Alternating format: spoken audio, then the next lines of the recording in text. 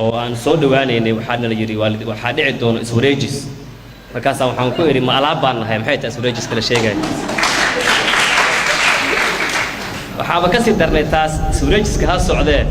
waxaa la yiri galmudug waa taas ciidamadoodii waan nahay marka waxaan dhahay batalo maxabad baa bilaaban doonta maxaa soo socda wiilashii ciidanka waday Puntland say noo soo wadeen rag iyo dhex galeen geesi oo baxeen sigaar isla cabeen waa sheekaysanayaan oo waxaan dhahay dagaalka la sheegay waa xagee dagaal ka socda marka reegal kacyoodo waa dad dib badan baa tihiin waa ilaa hadda wax qof fahmi karo bini aadana ma jiro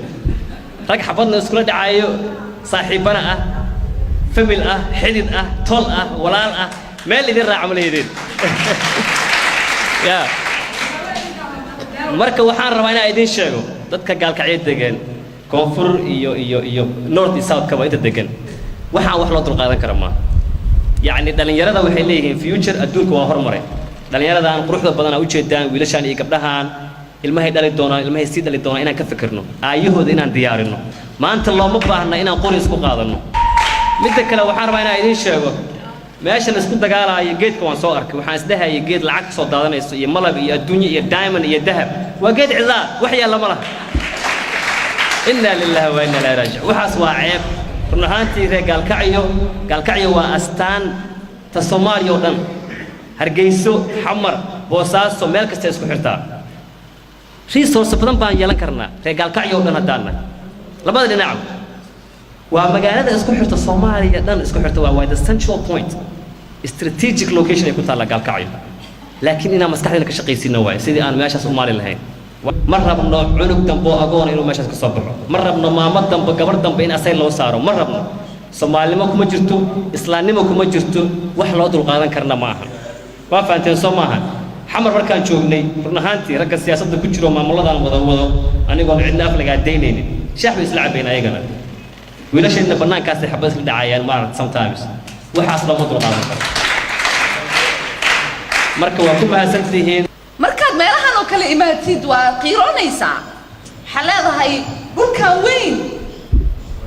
oo quruxda badan oo buuraha ku yaal maxaan isku jiidinaynaa maali ilaahay keeno oo aan iskugu taagannahay oo aan dhulkeena u dhisan karin oo laantinimadeena aan u xasuusan karin midda labaad siyaasiyiinta waa dadkii annagii aan u dhiibanay maamulkaasiintii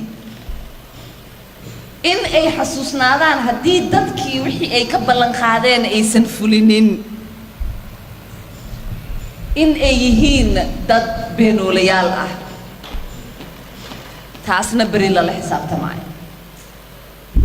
midda saddexaad aan rabo inaan siyaasiyiinta ula baaqo iyo mas-uuliyiinta ila joogo